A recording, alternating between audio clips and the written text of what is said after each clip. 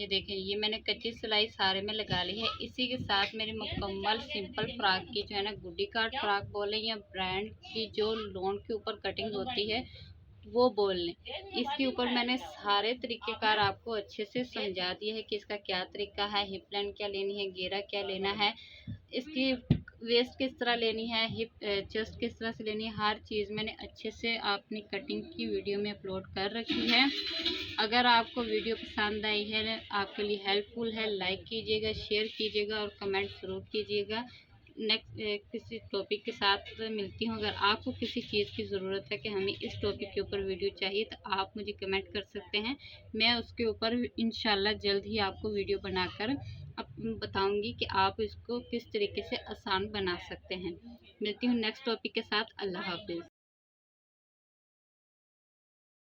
अस्सलाम वालेकुम जी। तो जो आज का मेरा टॉपिक है वो सिंपल फ्रॉक की स्टिचिंग के हवाले से है। जो मैंने इसकी सिंपल फ्रॉक की कटिंग की थी वो मैंने उसमें मुकम्मल तरीके से एक वीडियो बना रखी है, आप उसको विज़िट कर सकते हैं। सिंपल फ्रॉक की कटिंग मैंने उसमें बता रखी है। इसमें मैंने इसकी स्टिचिंग करनी है। इसमें जो मैंने फ्रंट का नेक लाइन है वो तैयार कर लिया है, बाजू को सादा ज्वाइंट कर लिया है। आप अलग से भी ज्वाइंट कर सकते हैं और साथ के साथ भी इसके ज्वाइंट कर सकते हैं, लेकिन जो ब्रांड होते हैं वो साथ के साथ ही जो करते हैं। अब मैंने इसके दामन से दामन को मिला लेना है इस तरह से, और थोड़ा इस लेवल से आके इस तरीके से ऐसे मिला बिछा लूँगी। अच्छा जी, जो कमर की सिलाई होती है वो कमीज़ में मैंने जो कमर की सिलाई होती है कमीज़ की, वो मैंने उसके ऊपर मुकम्मल एक डिटेल के साथ वीडियो बना रखी है, आप उसको मुकम्मल विजिट कर सकते हैं। तो आज मैं आपको फ्रॉक का भी एक थोड़ा सा तरीकाकार बता देती हूँ कि इसमें हमने किस तरह से लगानी होती है। यहाँ से हमने अपनी चेस्ट लाइन को मेजर करना है। चेस्ट हमारी है 25 इंच, सॉरी 24 इंच। ऐसे इसको निशान लगाएंगे इस तरह से। वेस्ट लाइन है हमारी 21 इंच। हिप हमारी है 26 इंच, ये रही। लेकिन फ्रॉक में हमने ये सिलाई नहीं लगानी होती हिप की, हमने सिर्फ ऊपर का ज्वाइंट करना होता है। तो सॉरी ऊपर का ही सिलाई लगाना होता है। नीचे से हमारा लूज जाता है। जो हमारी होती है ऊपर चेस्ट लाइन, अगरचे आपका कस्टमर फिटिंग में पहनता है तो आपने डाट डाल लेने हैं। अगर आपका कस्टमर लूज ऐसे ही पहनता है तो आपने यहाँ पर 2 इंच का निशान लगाना है। इसके बाद जो हमारी वेस्ट लाइन आ रही है, शोल्डर टू वेस्ट लाइन, इसका 1/2 इंच आपने ऊपर की तरफ निशान लगाना है और 1/2 इंच ही नीचे की तरफ निशान लगाना है। इसको हमने कर देना है स्ट्रेट। और इस निशान और जो ये हमने 2 इंच का नीचे की तरफ लगाया है इसको हमने बिल्कुल सीधा कर लेना है। इस तरीके से बिल्कुल सीधा करके आपने इसको ऐसे मिला लेना है। और इसमें आपने ये जो कॉर्नर है ना, इनको कॉर्नर नहीं बनने देना, आपने इसको बिल्कुल गोलाई में मिलाना है।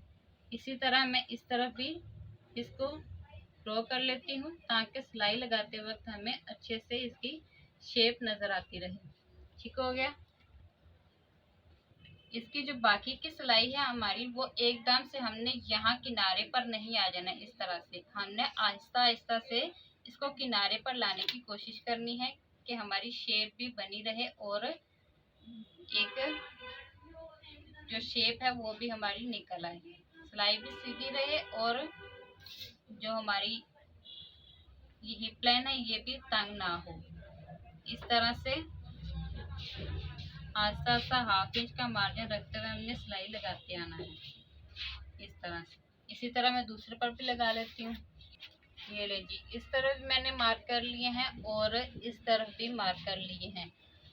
स्लीव्स का भी मैंने मुकम्मल तौर पर अपने चैनल पर अपलोड कर रखा है कि इसको हमने ज्वाइंट कैसे करना है, इसको गुम तरीके से किस तरह से किया जाता है, सारा एक तफसीली तौर पर। यहाँ पे आपको कितना डाउन देना चाहिए, यहाँ से बाईचेस्ट का क्या तरीकाकार है और आगे से मोहरी का क्या तरीकाकार है, सबका मैंने मुकम्मल डिटेल के साथ अच्छे से बता रखा है। आगे से हमारी मोहरी है 6 इंच। 6 इंच है, बाइचेप्स है हमारी 8 इंच, ये रही, और हमारा जो कंधा है वो है 9.5 इंच। इस तरह से मिला देंगे ऐसे। दूसरे बाजू पर भी इसी तरह लगा लेंगे। ये लीजिए, मैंने सारे ही फ्रॉक के ऊपर बाजू की और फ्रॉक की सारी फिटिंग के निशान लगा लिए हैं। अब मैंने इसी के ऊपर सिलाई लगा देनी है। जब भी आपने फ्रॉक की खास करके लगानी है ना, तो आपने हमेशा नीचे घेरे को पकड़ना है। घेरे से मिलाकर घेरे को इस तरह से ऐसे मिलाकर इस तरह सिलाई लगाते हुए आपने ऊपर की तरफ आना है, ठीक है।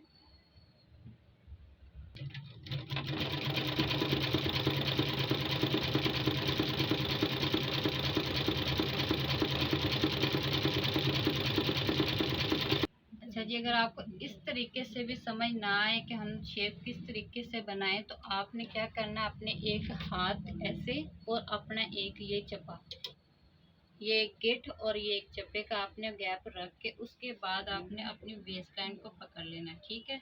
वेस्ट लाइन को पकड़ के आपने इस तरह जब करना है ना, यहाँ नीचे से आपने 1/2 इंच से शुरू करना है और 1.25 इंच तक, यानी कि 2 एक सूत का आपने वक्फा डालते हुए ऊपर की तरफ आना है। इसके बाद आपने जब ऊपर आना है तो इस तरह से खींचना है। तो ये जो आपकी क्रीज बनी है ना, इसमें आप चाहें तो एक चाक की मदद से इस तरह एक निशान भी उठा सकते हैं। ऐसे ऐसे निशान उठा लेंगे तो ये हमारे निशान वही आए जो मैंने आपको पहले बताए हैं। और अगर आपको इस तरीके से भी समझ ना आए तो आपने इसको ऐसे ही हल्का सा खींचते रखना है और इसके ऊपर सिलाई लगाते आना है।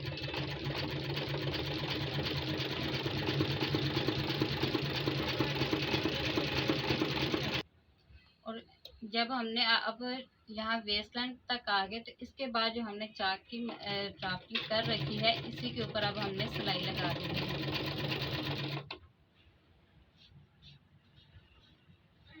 कपड़े से कपड़े को मिलाकर और ये जॉइंट को जॉइंट से मिलाकर हमने इस तरह से सिलाई लगा दी।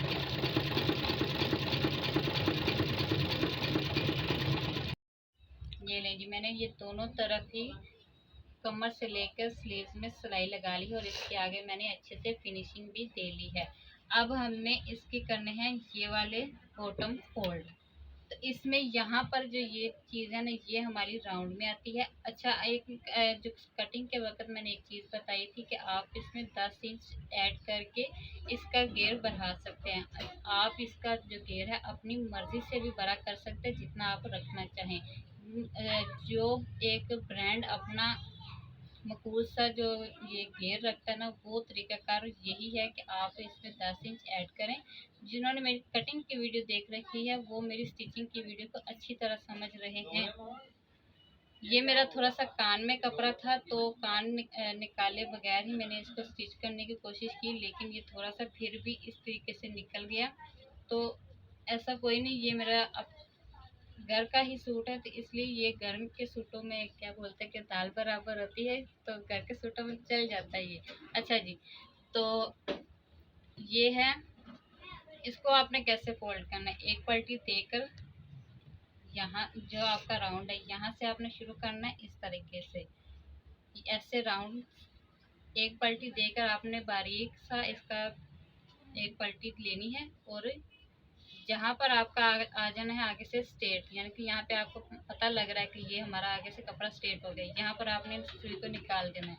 उसके बाद आपने यहाँ से जैसे कि एक ये पलटी हमारी दे रखी है और ये इसके ऊपर हमारी सिलाई है, और इसके ऊपर जब हम दूसरी सिलाई लगाएंगे तो इसके किनारे के ऊपर हम इसको ऐसे, यहाँ से तो फोल्ड होगा, तो फिर जब हम यहाँ पर आएंगे तो एक फोल्ड करते हुए दूसरा फोल्ड करके सारे में हम ऐसे ही इसको तैयार कर लेंगे। मैं इसमें लगाने वाली हूँ लेस, तो लेस लगाने का भी तरीका थोड़ा सा आपको मैं गाइड कर देती हूँ। सबसे पहले तो आपने वही काम करना है कि एक पलटी आपने ऐसे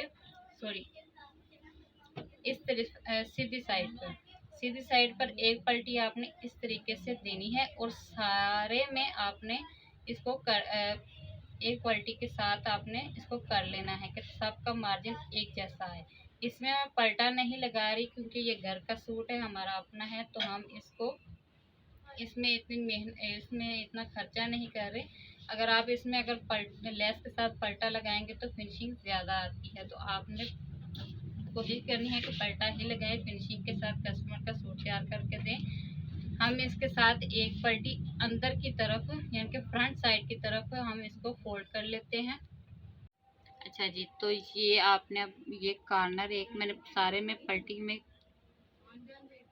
अच्छा जी, तो ये देखें सारी ही मैंने एक जैसी पलटी कर ली। एक बूट का मार्जिन फोल्ड करके मैंने इसको सारे को पलट लिया है। अब हमने एक साइड का जो कमर की सिलाई ऊपर से आ रही है ना, वो कोई सा भी आप ले सकते हैं। अब आपने ये जो आपकी सिलाई लगी है ना, इस सिलाई से आपने एक बूट छोड़कर आगे आपने इस तरह लेस को लगाना है और इस तरीके से ऐसे करते हुए आपने सारे में लेस सिलाई लगा लेनी है। सिलाई लगाने के बाद आपने इसको लेस जो है ना, आपका जो लेस का सीधी वाली साइड है वो नीचे की तरफ होनी चाहिए, ठीक है। इस तरह से लगाने के बाद आपने जो ये पलटी है ना, इस पलटी को इसके ऊपर पलट कर इस तरह से ऐसे पलट करना, इस तरीके से इसके ऊपर भी आपने लगा लेनी है सिलाई। इस तरीके से करने से आपका ये ऐसे देखें ऊपर की तरफ कोई भी सिलाई नहीं आएगी, नीचे की तरफ आपकी मुकम्मल फिनिशिंग आएगी।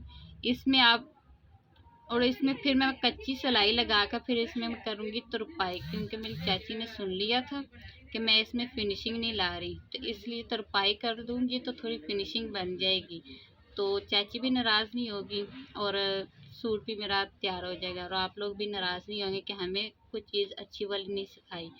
तो आपको अच्छे समझ आ गया। मैंने इसको ऐसे सिलाई लगानी है बड़ा टांका करके, फिर उसके ऊपर ऐसे मेरी चाची भी लगती हैं और मेरी खाला भी लगती हैं, और इस तरीके से ऐसे फोल्ड करके सारे को अब मैं कर लूँगी।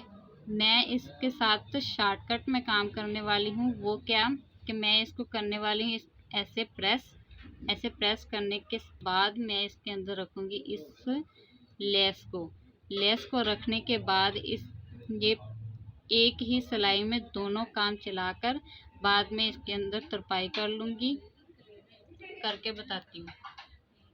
अच्छा जी, ये देखें मैंने आपके लिए कर दिया है, थोड़ा सा उसी रंग में मैंने लगा ली है सिलाई। यहाँ पर मेरा ब्लू है तो मैं इसमें ब्लू नलकी भरने वाली थी, लेकिन आपके लिए मैंने इसके लिए वही नलकी रहने दी है जो मेरे सूट की थी। तो इस तरीके से आपने इसको ऐसे पलटी कर लेना है एक ही सिलाई में। तो ये देखें ऊपर की तरफ मुकम्मल फिनिशिंग आएगी और नीचे की तरफ भी मुकम्मल फिनिशिंग आएगी, ठीक हो गया। और इसमें आप कच्ची सिलाई लगा के तुरपाई कर लेंगे, तो वो भी आपको तरीका मैं थोड़ा सा गाइड कर देती हूँ। अब तो प्रेस कर लेंगे तो सबसे बेस्ट। अगर प्रेस नहीं करते तो मेरी तरह आपने थोड़ा थोड़ा सा कपड़ा इस तरीके से ऐसे करना है, और जो आपका लेस का ये वाला जो बॉर्डर है ना, ये आपको नज़र आना चाहिए, इतना आपका अंदाज़ा होना चाहिए कि आप इसको ऐसे करें और इस तरीके से करते हुए आप उसके ऊपर सिलाई लगाते जाएं। इस तरह सिलाई जब आप लगा लेंगे तो ये देखें इसका रिज़ल्ट इस तरीके से आएगा। इसकी जो डिज़ाइन है वो बाहर रहेगी, बॉर्डर जो है इसका ये वाला देखें, ये आपको थोड़ा सा नज़र आ रहा है, ये सिर्फ अंदर की तरफ हमारा दबा होना चाहिए, बकाया डिज़ाइन हमारा बाहर ही रहना चाहिए। और इस तरीके से ये फोल्ड होगा और ये फिनिशिंग आएगी। मैं इसको अब मुकम्मल तैयार कर लेती हूँ। ये ले जी, मैंने ये इस तरह से लगा ली है। अब मैं इसको कर लेती हूँ कच्ची सिलाई लगा लेती हूँ, टांका भरा कर लेती हूँ। और ये देखें इस तरह से अंदर की तरफ पलटी करके इस तरह थोड़ा सा ऐसे करके जिनके कपड़े की फिनिशिंग अच्छी से आ जाए और कच्ची सिलाई लगाती जाऊँगी।